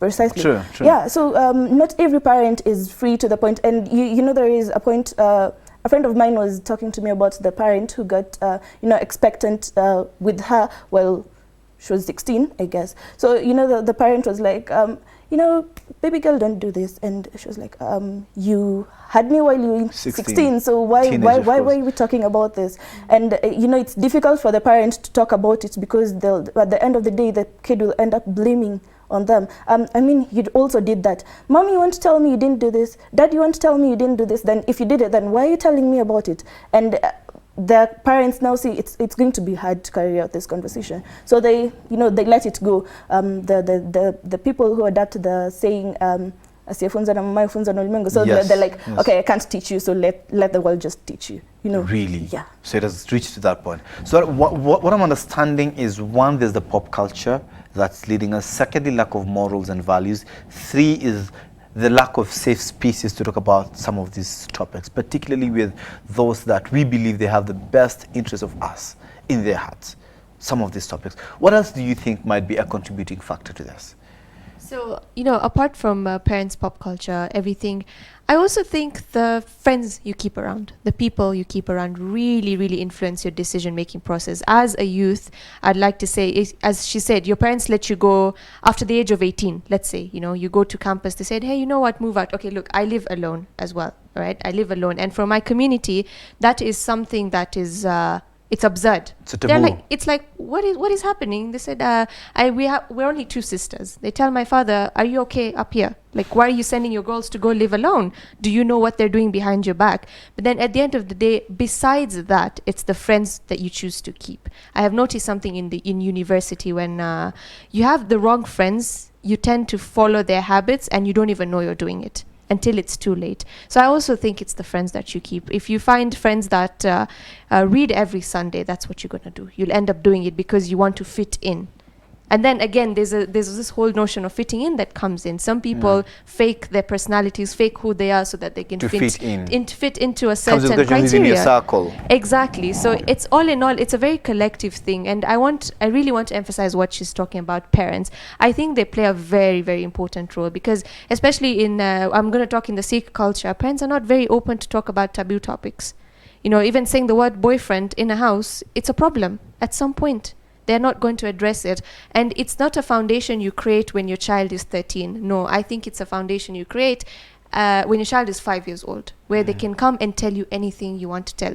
You know, the way we were raised is if you come make a mistake, you're going to get slapped by your parents. You're not going to be talked down and said, you know, you did a wrong thing, but this is how you should have done it. You're just reprimanded. You're slapped and said that's a wrong thing, but you still don't know why. At the end of the day, you sit wondering. And that's how you end up growing up. You grow up making mistakes, being punished for it, and not knowing why it's wrong to do what you're doing. Wow. Interesting. Firuza. Yeah, and I also think, adding to her point, there's also another aspect of culture, whereby parents feel like ni aibu kuongelea some topics with their kids. Like the way Jane was saying, you only see your dad early in the morning, comes back at 12, and you guys get to hardly talk about anything. For some, it's not all dads. For some, like my dad, we talk about these things. We have family meetings like on weekends that we're home, and he tells us to look around, look at ourselves. If we don't have anything of value, anything that we don't like about ourselves, like practically he is the one who nurtures whatever we have in us. He supports our careers very well. Anything I could have needed from a man, he gives me. And on weekends that I'm not home, he comes over, we go out together, go to malls, anything that I desire. You see, so if you don't have a parent who's there for you and actually guides you that way, you actually let yourself fall into places. So he's basically filling in the vacuum that's created naturally. Oh my, in the case of absent parents, maybe just quick one. I'm going to get a yes or no from all of you. Because of time, I'm being pressured again. Of Tumba, I don't know what you're going to do to me this morning because it's a very interesting topic. I'm going to get a yes or no from all of you. In case of absent parents, should religious leaders and community leaders fill in the slot? Do you think so? I don't think so. Due to religious leaders being too judgmental, they're not open to the part whereby people can make mistakes. So I don't think they can fill that void. Wow. Do you accept 2 answers? Yes, maybe. Yes, because they have a role to play at the end of the day. They are religious leaders. No, again, because they might not be the best, because she said again, judgmental. So they might not give you that space, safe space that you require. Interesting. Jen? I'll go with a yes/no answer. Oh, okay. Yes. Basically, as she said, they have a role to play, and you know that the people who guide us through the scriptures, you know, the Quran, the Bible, whatever you have, and the people who guide us, and the community. It says it takes a community to raise a child, right? So the community at large, you know, you're a parent, you can't be everywhere, you can't know what your kid is doing, and if the community says, if your neighbor says that Jane was doing something wrong, so they go tell my mom, by the way, we saw Jenny doing something wrong, I think you could talk to her. And again, we're not going to lie about it. I think you've been raised also in such a community where not everyone is happy with what you're doing. You know, I was looking at a situation where my friend who was a model was like venturing into that. And someone else was not happy, but the parents were okay. I mean, you know, I think, you know, when you talk about the modeling perspective, some of them are not happy that she's making moves before their own kids do make moves. So instead of talking straight to it, like, okay, I'm not happy, I feel jealous, these people will go around and say, I feel like she's exposing herself, I feel like she's doing this, I feel like she's doing this. And at the end of the day, what really runs down is you're not happy with the success of your neighbor. So that contradicts it. Okay, so we have 3 no and 2 yes. So the nays have it. What do you think? Should they or should they not? All this after the break, when we are going to be talking about solutions. We've had the problem, we've seen the contributing factors. What are the solutions moving forward? All this after the break. Please don't you go away.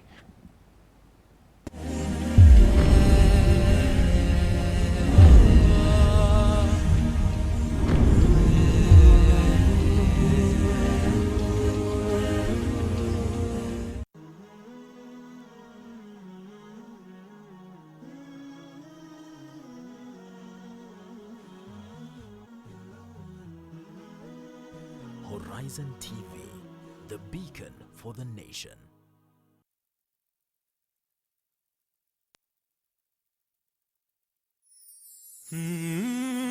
Walk with us as we tell you the stories of our society. Wengine atavaa mtandio kichwani, utafikiri ni kijihandkerchief. Enzi za wakati wa kusema ati alisema, akasisitiza, akihutubia wanahabari, enzi hizo hazipo tena. Kwa kuchimbua na kunakili matukio kwa undani. We want to create current awareness, ranging from adventure, human interest and inspirational stories, ili kuweza kukuelimisha, kukuburudisha na kukubumbuisha.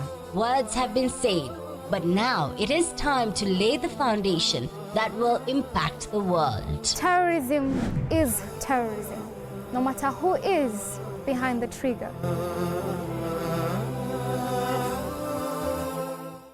Wake up to exciting mornings every day. Active Jumatatu with Mohammed Obura. Tech Tuesday with Yusuf Farah. Women issues all about women with Rahma Swaleh. Ibtisam Jamal on Special Edition Business Desk. All about your health on Healthy Thursday with Mariam Mwacharo. And Tony Apartment Issues with Aisha Khan on the round. Fresh discussions, direct probe on the Sabah Show on Horizon TV.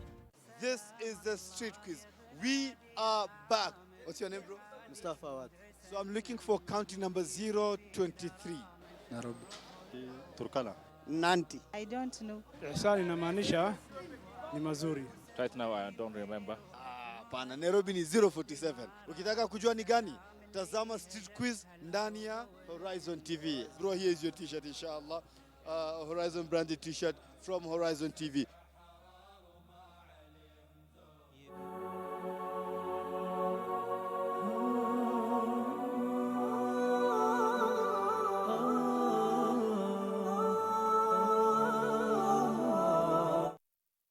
Quote of the day. Imam Malik bin Anas said, I am but a man. I make mistakes sometimes, and I am correct sometimes. So examine my opinions and accept anything that agrees with the book and sunnah, and leave anything that does not agree with the book and sunnah.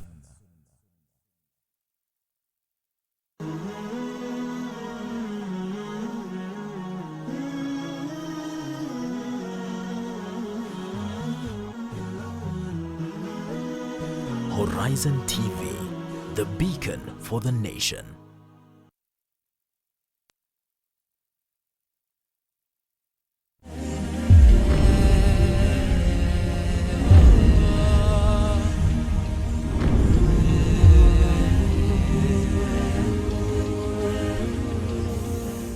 Sati Sana said aboard for the countdown. Welcome back to the third and unfortunately the last segment of our show this morning. We are talking about premarital hindrances. What are some of those things that pose as challenges for people to engage in long-term commitment, that is marriage? And we just touched on FWBs, Friends with Benefit, and the availability of premarital intercourse. And amazing discussion we had in the first and the second segment. And the last segment that we are talking about solutions, I'm joined by Tazim, that we were with her in the newspaper analysis. And next to her and next to me is our beloved brother, Chali wa mtaani kama vile tunamwitaga, the guy who dunks. Najua Abu Najma, Rashidi Abu Najma. Assalamu alaikum. Alaikum salam wa rahmatullahi wa barakatuh. Tazim, assalamu alaikum. Welcome. You've heard and you're following what has been said in the first two segments. Sheikh, religious scholars wanasema they're too judgmental, so they cannot fill in the void of absent parents. What do you think about that? What's your take on that? I agree to disagree. Number one, we must understand on our side there's religious scholars or people who learnt Islam. There's some people who came from up country. They were born in Ushago and they are learned in religion. So when they come to Nairobi, they are not exposed. You know, in Garissa, Kisumu, Mombasa, when they come to the city, it's very difficult for them to deal with issues, especially the teenagers around the town or the In challenges. areas, yeah. But if you went through the system, you went through the system. For example, a young boy who went to primary school, then they went to high school. In Nairobi? Then, or yes, urban in Nairobi centers? or in urban city. Then they went to Medina University, maybe. So when they come back, because they were in the system, Yeah. they know the high school, the colleges, the funkies and what. They know what happens there and they can deal They have better a with better that situation. understanding of the problem. So even the people who are learned in religion, there are two types. Kuna ule amechanuka na kuna ule ndio amesoma dini but quite reserved. ashiki rada ya. That's a problem we have.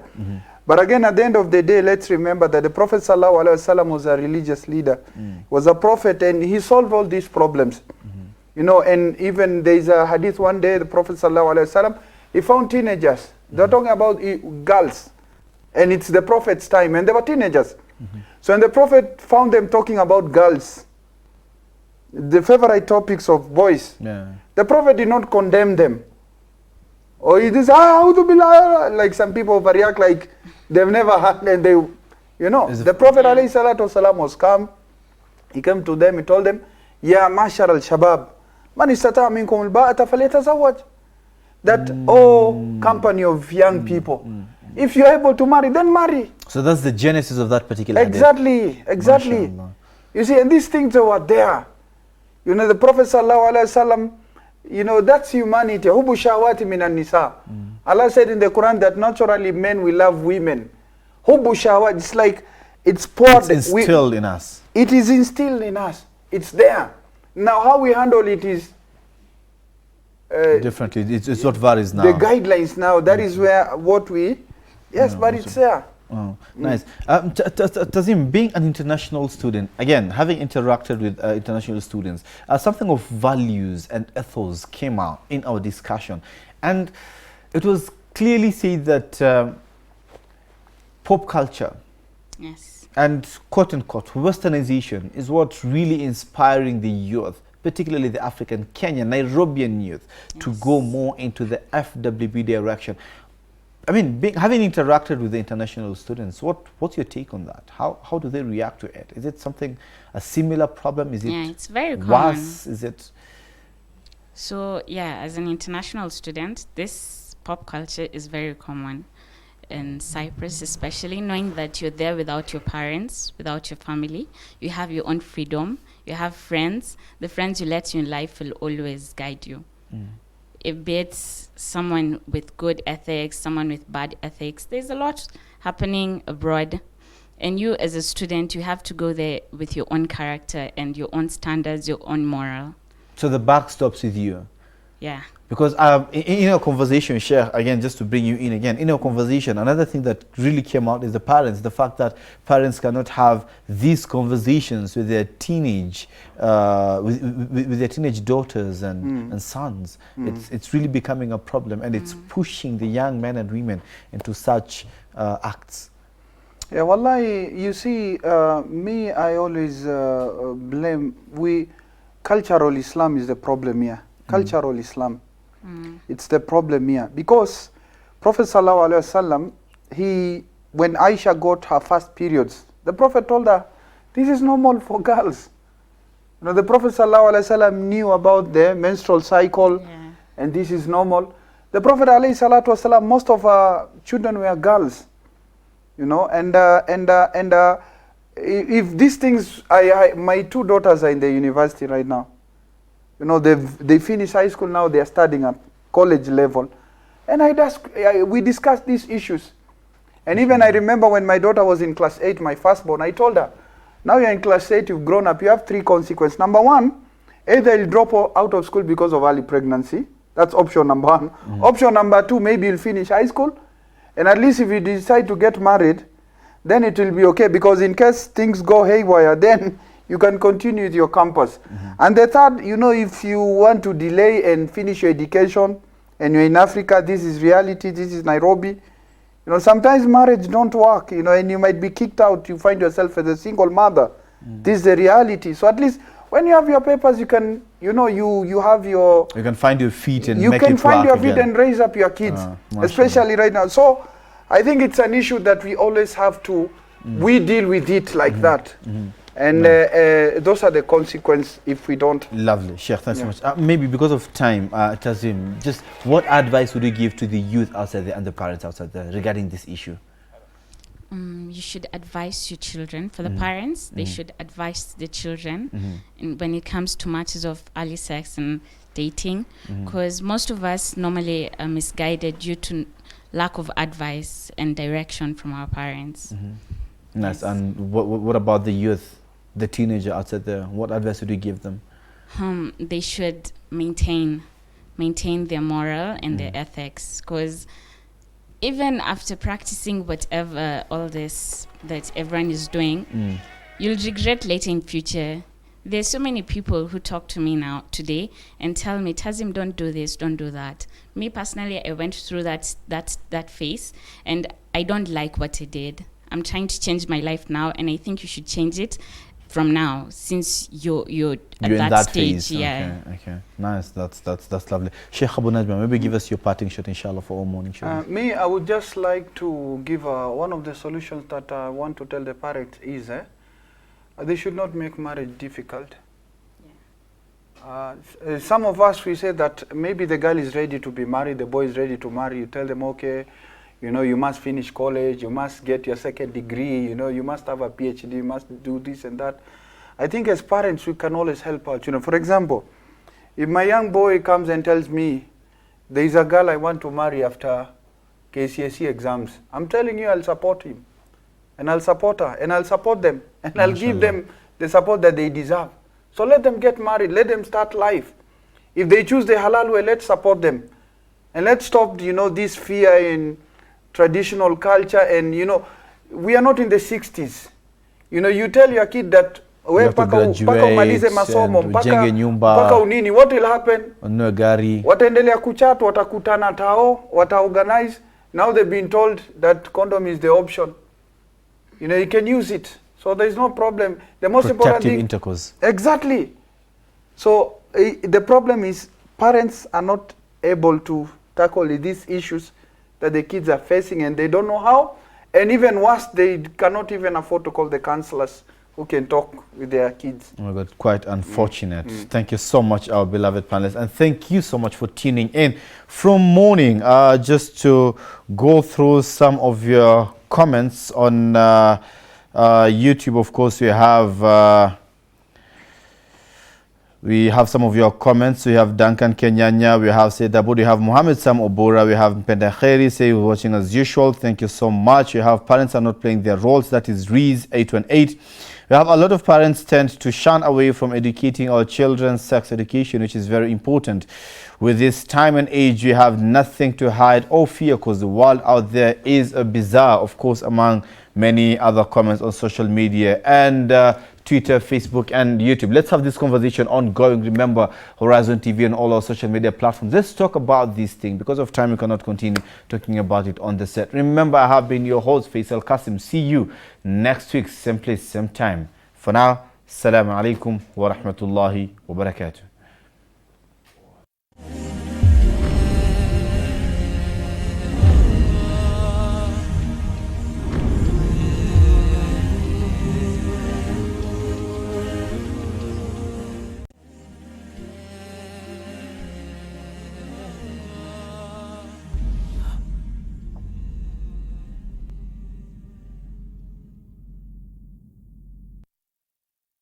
Assalamu alaikum.